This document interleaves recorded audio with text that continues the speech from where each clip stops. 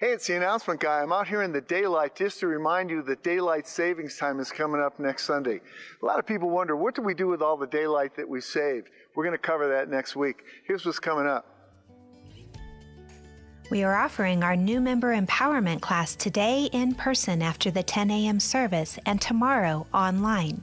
Taking this class is super easy and it orients you to our various offerings and highlights the benefits and rewards of membership. Deepen your commitment to your spiritual growth and development and connect with others as you learn more about Mile High Church. Join me today at 11:30 in the Community Center and tomorrow at 6:30 online. Visit the events page at milehighchurch.org for class details. You know, when we talk about influences on our teaching, rarely do you hear the name Socrates. But Socrates, the father of philosophy, brings us so much wisdom on how to live our best life today. In my 5-week course, Socrates and the Meaning of Life, we'll be dabbling in ancient Greek philosophy, but in particular, we'll be looking at that value, that virtue that you hold most dear, and we'll make sure that each of us is living a life that is filled with meaning, with love, and with clarity. Celtic Spirituality is a 4-week class that I'll be facilitating in person on Tuesday nights beginning March 14th.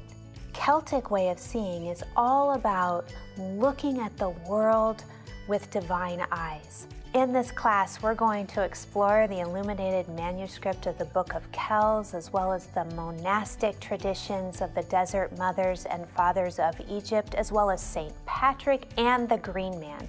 I hope you can join me. Mile High Church is full of wonderful people, and one of the greatest ways to get to know them is by joining a small group. With our Spring Renewal series beginning March 19th, we're launching a new small group program.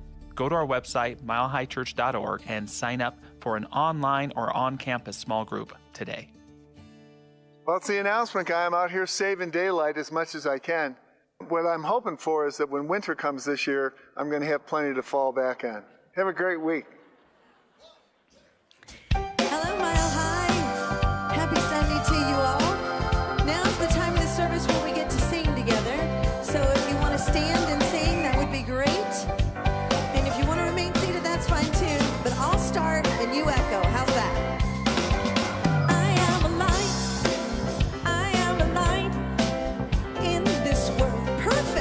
In this world, I am light, I am light.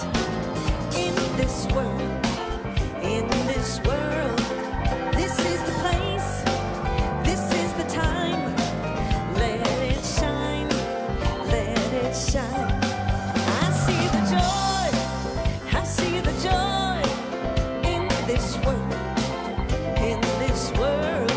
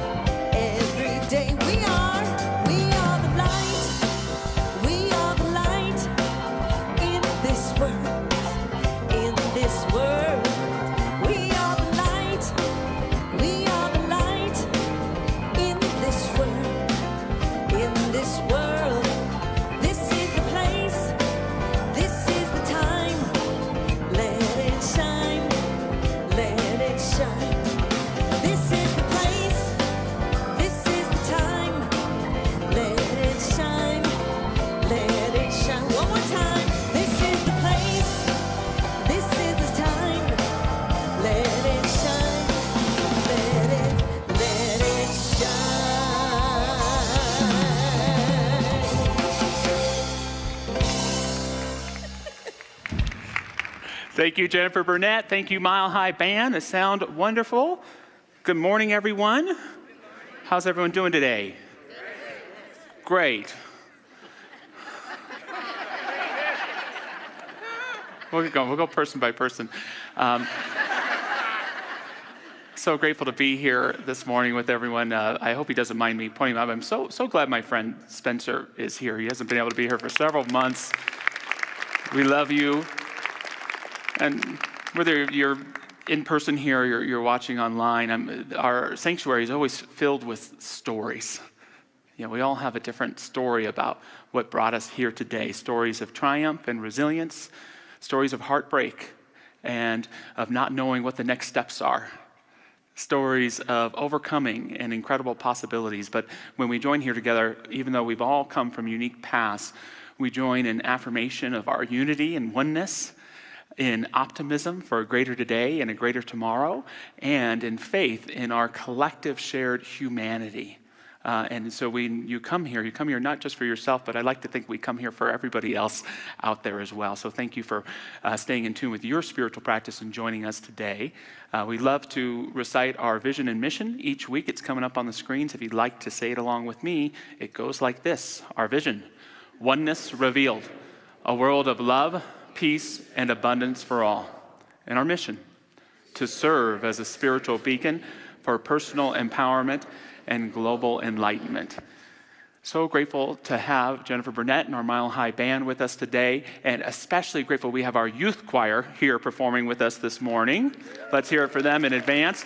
And where are their parents or caretakers? We just want to acknowledge you and thank you for all of the time that you put into this performance today. So with that, let us join in a collective recognition of unity as we go within, with song, with silence, and with prayer.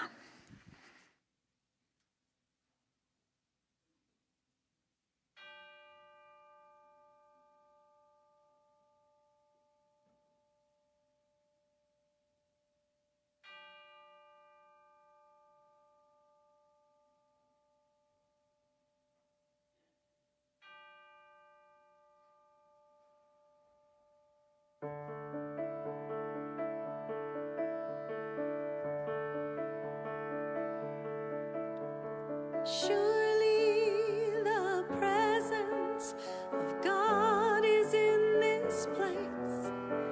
I can feel the mighty power and the grace.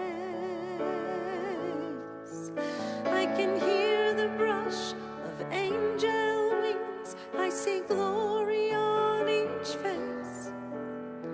Surely the presence of God is in this place.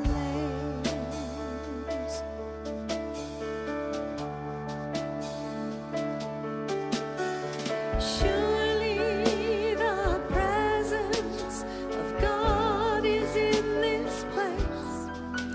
I can feel the mighty power and the grace. I can hear the brush of angel wings. I see glory on each face. Surely the presence of God is in this place.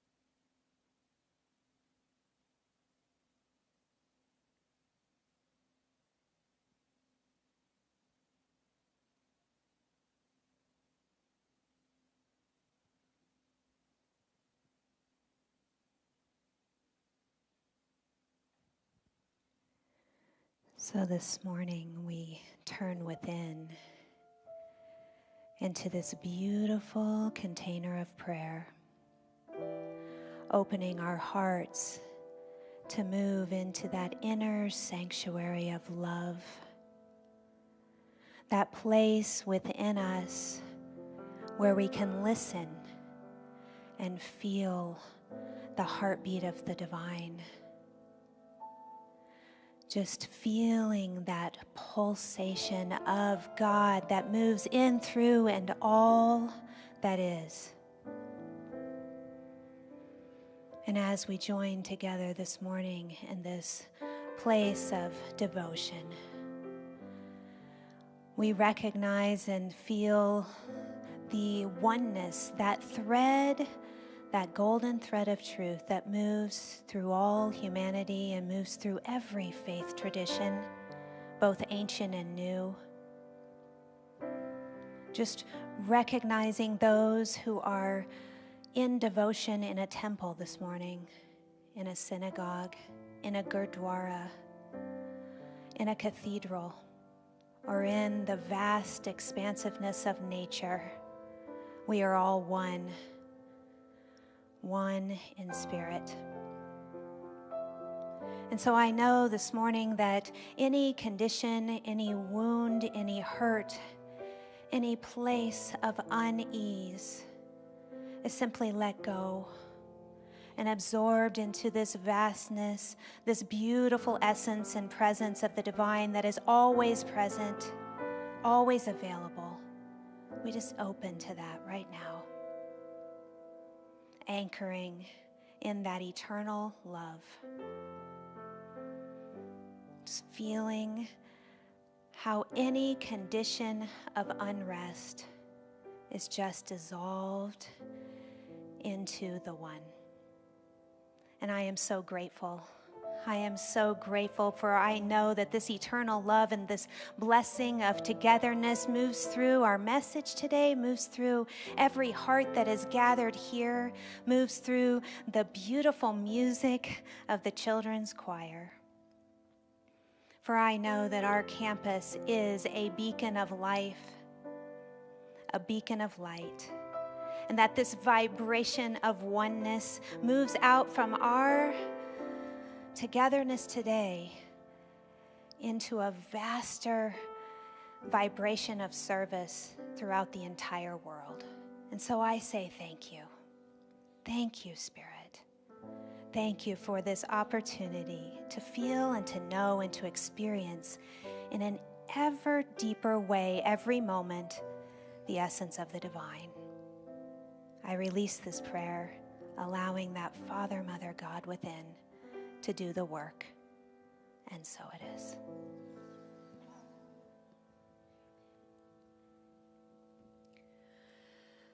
I am here to give and receive love.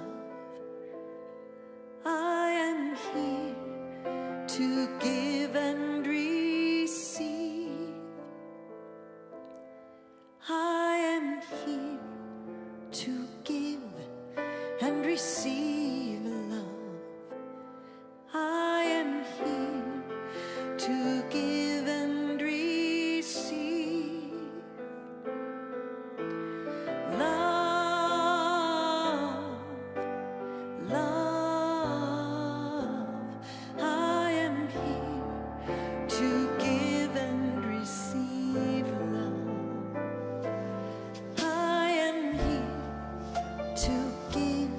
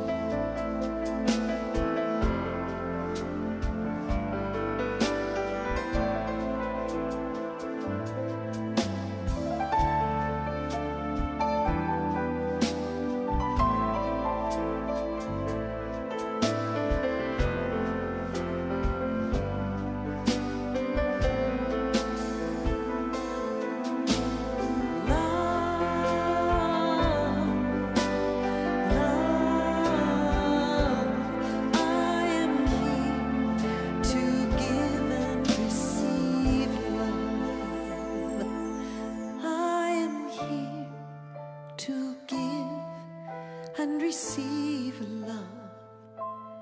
I am here to give and receive. I am here to give and receive love. I am here to give and receive. I am here for love.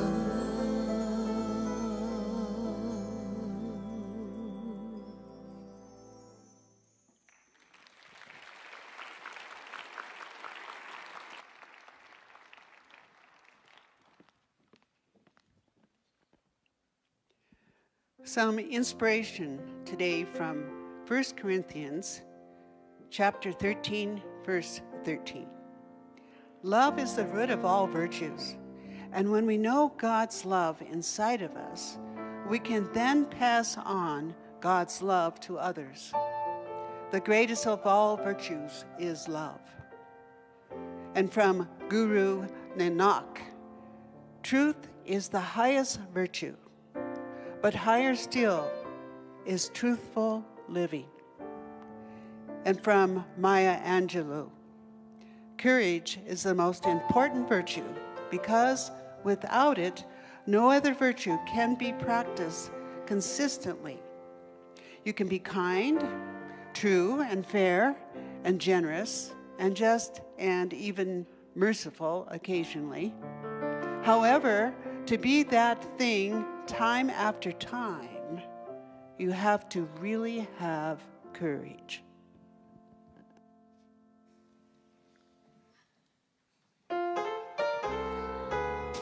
Shine your light, shine your light. Everybody has a light to shine. Shine your light, shine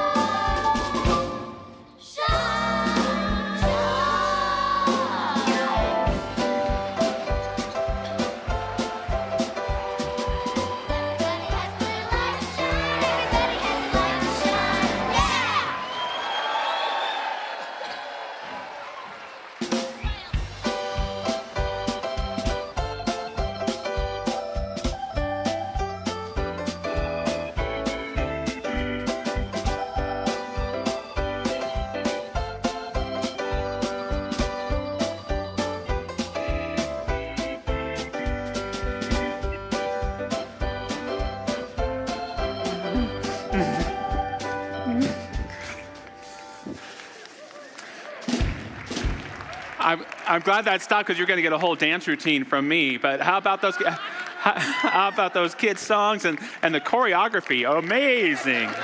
Amazing. Good morning, everyone.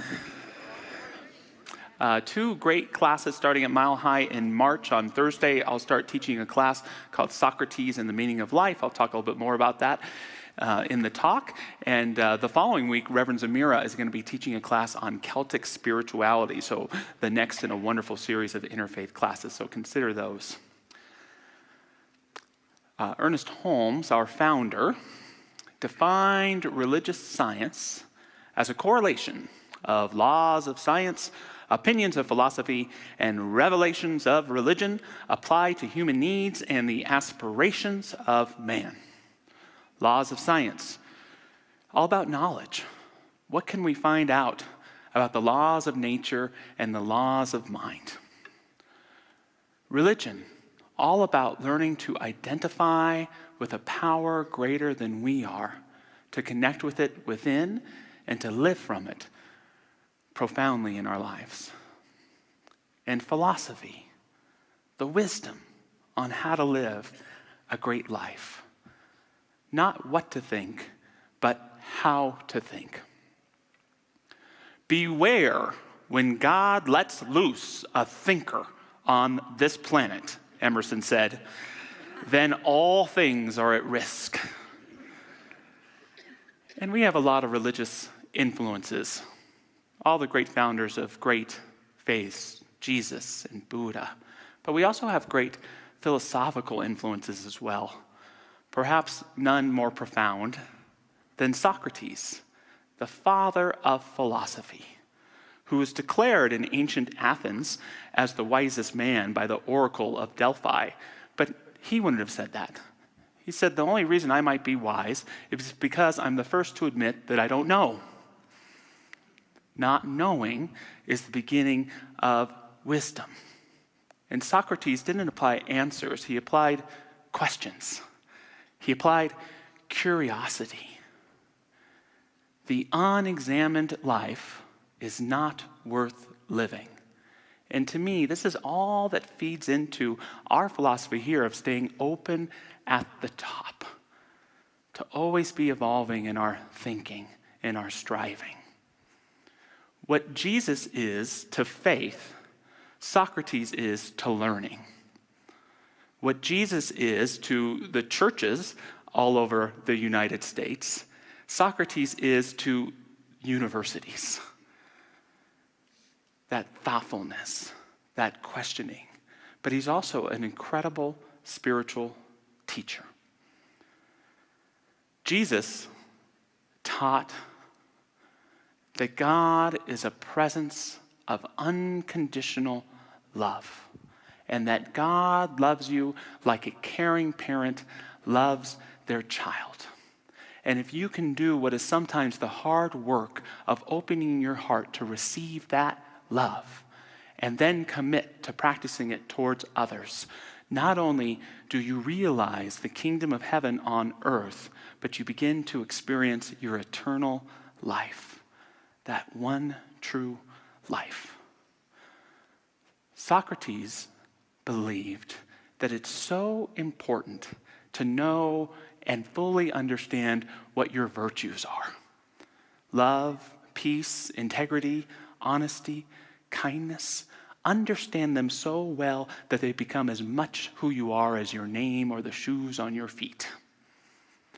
Then live from this virtue with clarity, and you will live a great life. And I honestly believe if you take these 2 teachings about receiving the love of God and practicing it towards others, and living your virtues emphatically with clarity and self-inquiry, that you can find a meaning in your life that's byproduct will be the healing, the happiness, the fulfillment, the abundance, and overall well-being. Both Jesus and Socrates challenged the common sense, the practical wisdom of the time. It's amazing how much they actually have in common. But it's so interesting that they're probably the two most revolutionary individuals in all of history, but none of us have ever read a single word either wrote. Jesus we learn through the Gospels, and Socrates we learn mostly through the dialogues of Plato. And they're both revolutionary, and they both challenged the common sense, and they were both murdered for what they taught.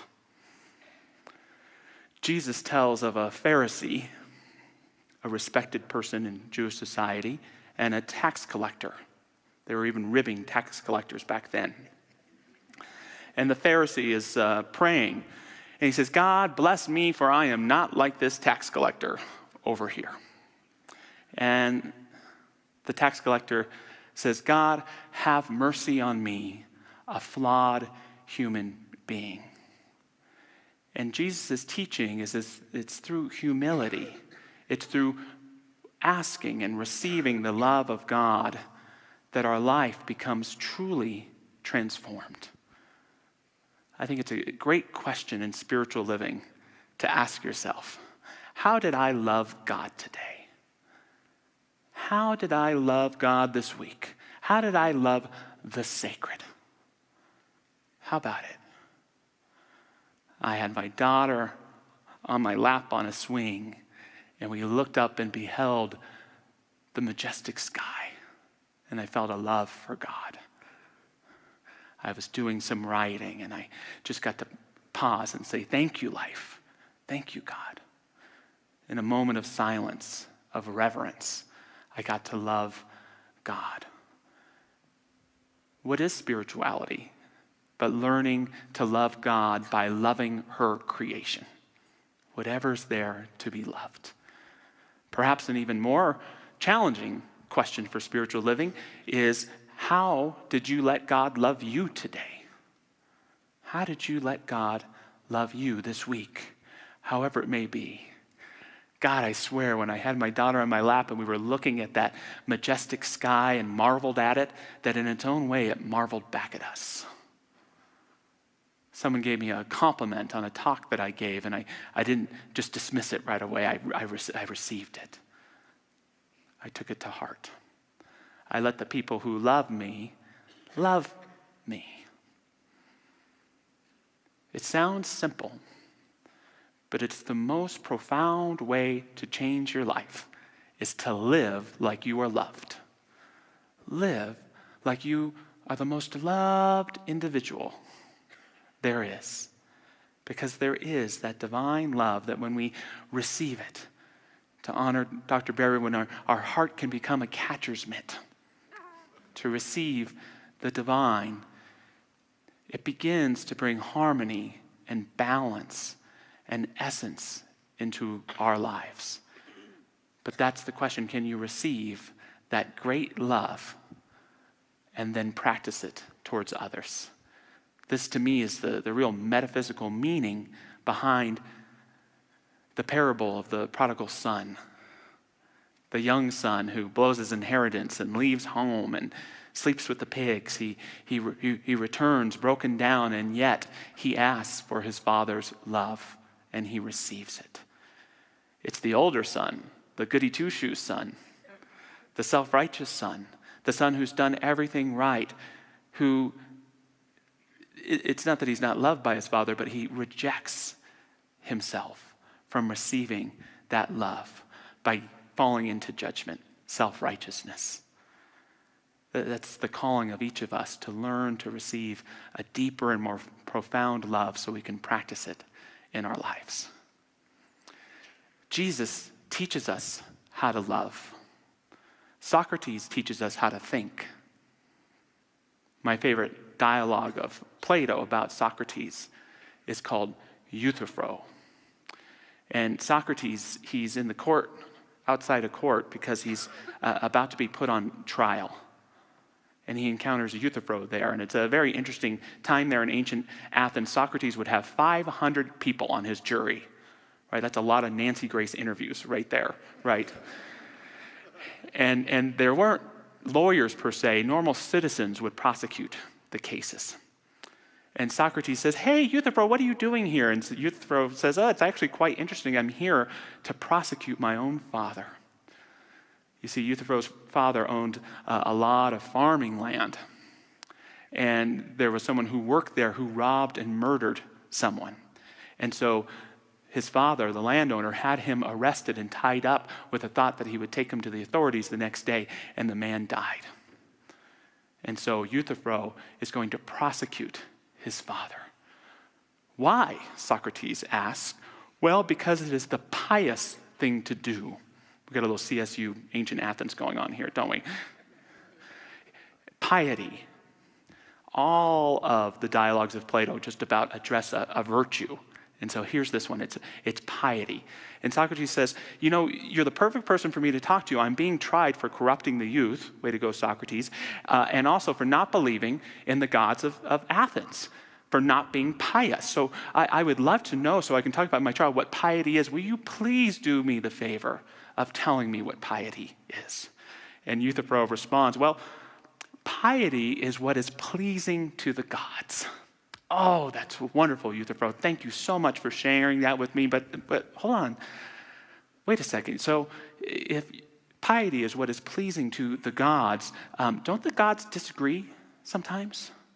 You know, Zeus and Hera, they don't always see eye to eye, right? Well, Euthyphro thinks about it and talks more about it, tries to defend his position. Then he comes up with a new definition of piety. That piety is what the gods love.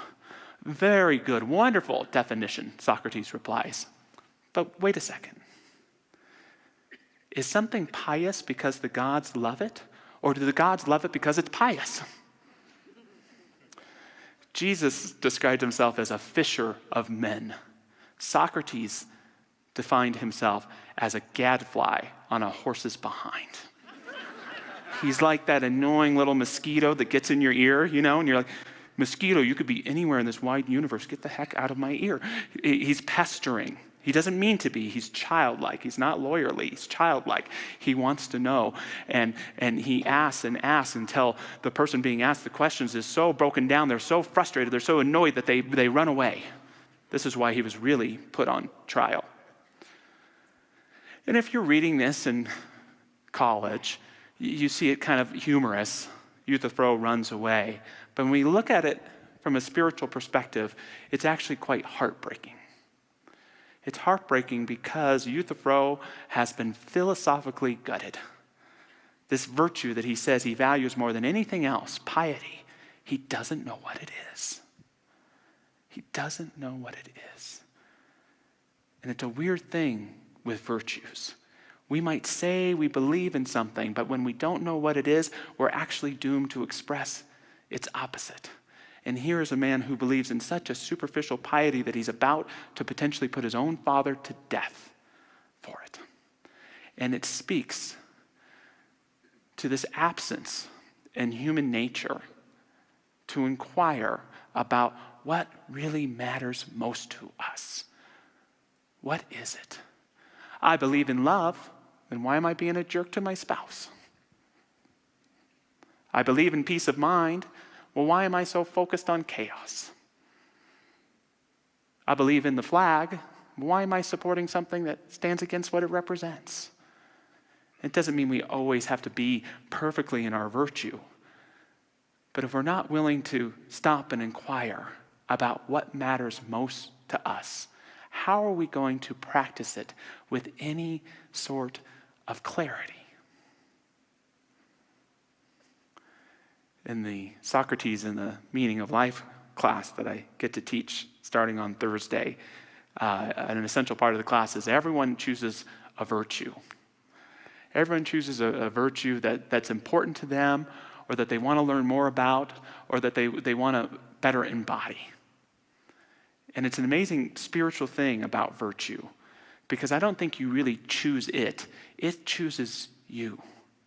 It's an amazing thing to highlight a virtue like love or peace or integrity or authority or confidence, and realize that this virtue is a part of the story of your life, that it's been speaking to you through role models and through challenging circumstances, that your whole life, in a sense, has been an education in this virtue so that you can live it with greater clarity. Sometimes we know exactly what the virtue is. Sometimes it seems alien. We need to grow into it. But by doing that, we grow ourselves. The virtue that I'm choosing for the course has been calling me a lot lately, and it's trust. Trust. What does it mean to live in trust? And for me, to trust is to learn to be who I really am. And one of the places this virtue echoed to me was in reading for our spiritual practices class, the Tao Te Ching, and from Ursula Le Guin's version, she says this: knowing people is intelligence. Knowing yourself is wisdom. Overcoming others takes strength.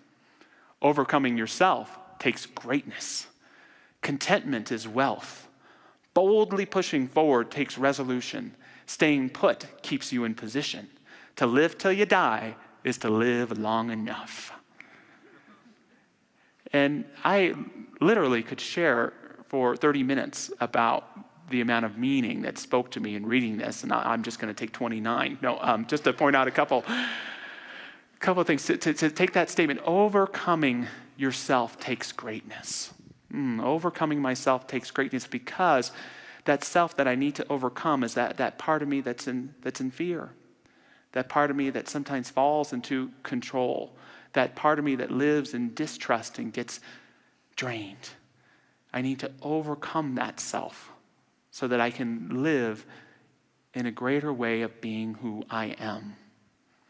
Contentment is wealth. The beginning of living a good life is the capability of being content, and you can't get there without trust. So I've got to stop worrying about the money or the success or the building this or making that happen, and learn perhaps the greatest skill that there is, which is to appreciate the good of your life while it's happening, right here and right now. And lastly, that beautiful statement, to live till you die is to live long enough. Such a statement to me of what it means to live in trust, to release what is not mine to control, and to be that which I'm meant to be a whole person living a whole life. What's that virtue that's calling to you? Anybody? Let's hear a couple. Loyalty. Love. Integrity. Grace and gratitude. Great. Yeah, so you can say these over and over. And it's so interesting with these virtues because they're simple words, but they mean something different to all of us. And it really is my belief that these virtues are our soul. There's the divine expressing out there. And as we learn to embrace these virtues in our hearts and live them with clarity in our lives, they begin to demonstrate for us in incredible ways. Part of what made Jesus and Socrates so profound is that they were true to their virtues. Jesus' virtue is love or forgiveness. That's how you practice the love of God towards others. And besides a few places where he isn't quite able to do it, all the way to the end of his life on the cross being murdered. Father, forgive them, for they know not what they do. He doesn't fall victim to the circumstance. He stays true to his virtue. Socrates goes on trial, and he doesn't even really argue the charges that much. He really argues for virtue. And there's 500 people there, and the vote's close to find him guilty. It's like 270 to 230. And he's surprised by that, but the next phase of the trial is the penalty phase. And you better be really conscious about what penalty you propose, because if not, it's death. And so people are hoping that Socrates will request a fine or maybe even exile, which would be an extreme response. And Socrates decides to say that his punishment should be to be put up in one of the finest mansions in town and receive free room and board for the rest of his life. And it's not martyrdom, but he forces the jury to choose death, to choose for him to drink the hemlock. But he's staying true to his virtues, because for him, to not be true to your virtue is a kind of death. It's a worse kind of death because it's sacrificing who you are. Or as Jesus would say, nothing anyone could ever do to you can defile you. It's only what comes from you that can defile you or hurt you. Socrates stays true to his virtue even in confronting death. People talk about death, he says, like it's the greatest curse. But what if it's the greatest blessing? And in some of his final words to his students, "And so I go, you to live and me to die, but which of us is on to better things, God only knows." I encourage you to do the following to increase a sense of virtue and a meaningful life. And the first is to identify your virtue or your virtues. What are those qualities that are most important to you? And are you willing to really embody, learn from them, grow from them? This past July, I was hitting a wall in both my personal and professional life. And what was happening is I was realizing that my way of life was becoming a result of my work, as opposed to my work and my personal life coming from that way of life, which is so important. And so I knew I needed to get back to virtue. And so I sat down and I said, what are the 4 virtues, Josh, you need the most right now? And they were preparation, receptivity, accountability, and composure. Lots and lots of composure. And it was kind of powerful to do that, because it wasn't about changing things in my life. It was about bringing something forth within me that was being called for. And some of you have heard me say this before, but if you feel that there's something missing in your life, it's almost certainly you. It's that quality of being that's being called for so that you can live creatively again, not down to what's happening to you, but responsive from that very cause of your being, which is a transformation agent. Second, learn about your virtues. Learn by asking people you respect about what that virtue means to them. Google your virtue. What have wise people said about it? But most importantly, take your virtue and practice it. Experiment with it in this laboratory of life. My 4 virtues were cool because they spelled prac. And for every day for several months, and now just once a week or so, I sit down and I think, Josh, where do you want to practice preparation most this week? Well, for my Sunday talk. Where do you want to practice receptivity? I want to be more receptive to love. Where do I want to practice accountability? I want to be more accountable to my family. Where do I want to practice better composure in this challenging conversation or wherever it is that it's headed? And there's something so powerful about taking that virtue and applying it where you want it practiced and to see how it begins to show up. Lastly, and most importantly, be your virtue. Recognize again that your virtue is just another name for your soul, for who you really are, and that may even be more who you are than your name. And when we learn to understand our virtues as a divine part of ourselves, we begin to become that much more who we are meant to be in our lives. It's so often when we're facing a challenging situation where we don't know what to do or what to say, that we get lost in that confusion. But honestly, the best response is often not to figure out what to do, but to identify that virtue that you're called to become. Show up as love in that difficult conversation. Show up honest in a situation where you don't know what decision to make.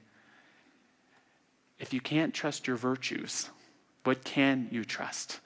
And I know we don't believe in hell, but I would follow my virtues into hell if that's where they led me, because they've done that much for me in my life and continue to.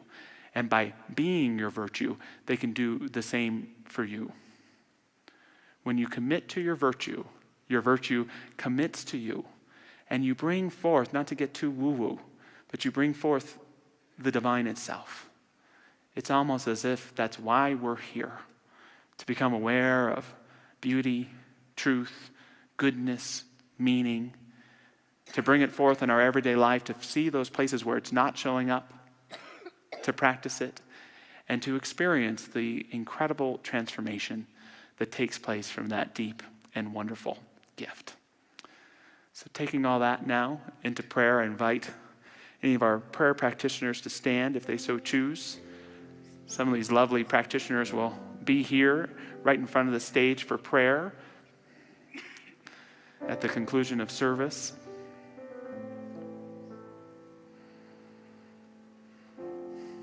And let us just take a moment to do our best right here and right now to let the divine in, to let Spirit behold who we are, to allow the arms of the magnificent to metaphorically be wrapped around us, to allow Spirit's hand to take our heart, break down all the defenses around it, and uplift it into all of our relationships and experiences. Identifying our virtue, committing to do our best, to not just follow it, but to be a transparent presence for what it is. I know that as we do this, we experience healing, we experience connection, we experience growth, and we allow ourselves to indeed live like we are loved, know as we are known, and see, perhaps with that eye that beholds us in sacred vision, in sacred light, in sacred joy. We let it be, we let it become, and so it is. Amen.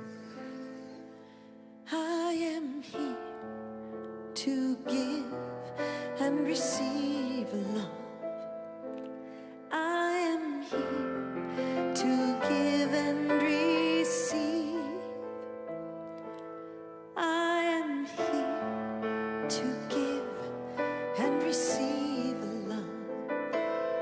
I am here to give and receive love. Love. I am here to give and receive love.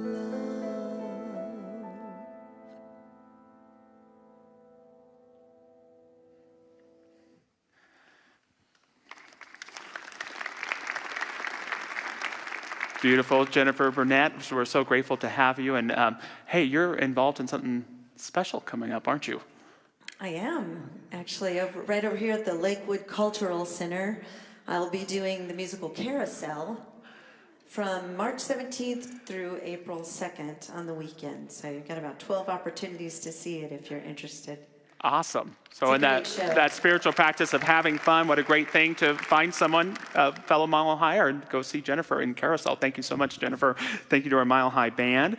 I want to think we've got about 300 people watching us live right now from places like Nebraska and Tokyo. Cheryl Renee is watching us in Hawaii. We love you, Cheryl. Sing to us. We'll pretend like we're hearing you. New Mexico and all over. So we welcome everyone watching us online, and want to give thanks as we move into our time of offering today for everyone who donated to the earthquake fund to support those recovering in Syria and in Turkey. We raised well over $1,000 for that, so thank you so much. And so many people have given individual donations to help support the study groups that we're supporting in Ukraine, the Science of Mind study groups that they have out there. So we're so grateful for that, and it's just so good to be a part of a spiritual community that does big things out there in the world. And the reason why we get to do that is because of your immense generosity. So we're so grateful for you. So grateful however you choose to give your gift today. Know it is received with love and with gratitude, but we can all, wherever we are, say our offering blessing together. Divine love, as me, blesses and multiplies all that I am, all that I have, and all that I circulate. And so it is.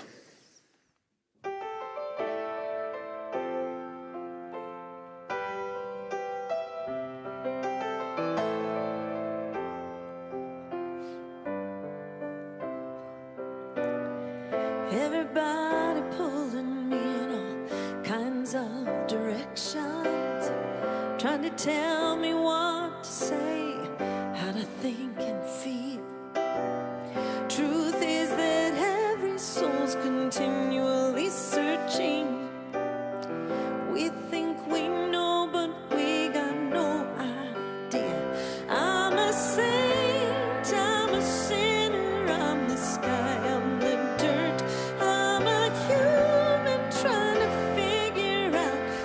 place we call Earth. I'm a leader, I'm a rebel with an unknown plan. I'm a believer trying to figure out who I am.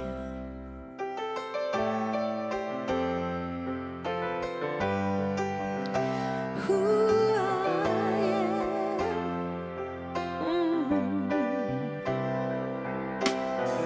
Then I see you and I got nothing to hide. You're the only one who knows what's hurting inside. 'Cause you love me more than any perfect disguise. You never judge me and you never ask why. I'm a saint, I'm a sinner, I'm the sky, I'm the dirt. I'm a human trying to figure out this place we call Earth. I'm a leader, I'm a rebel with an unknown plan. I'm a believer trying to figure out who I am.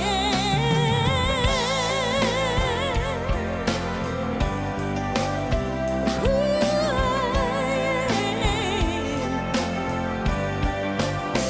I'm a human.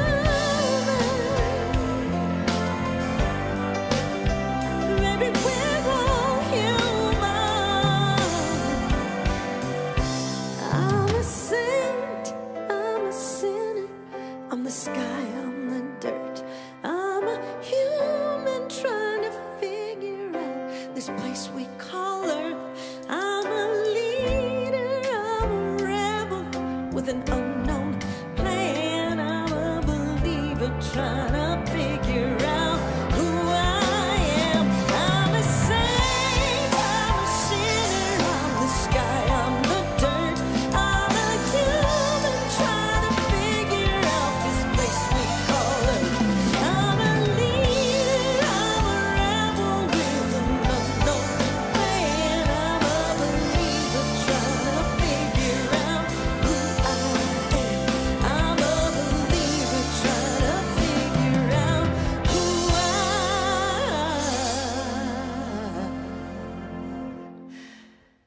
am.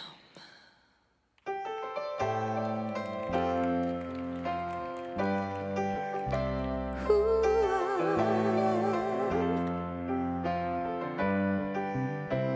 I'm a human.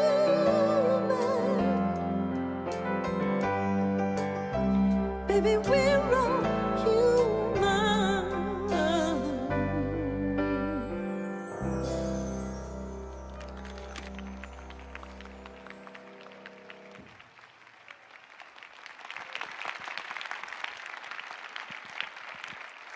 Thank you, Jennifer, and our entire band. I think we have figured out who you are, and you are wonderful, and thank you.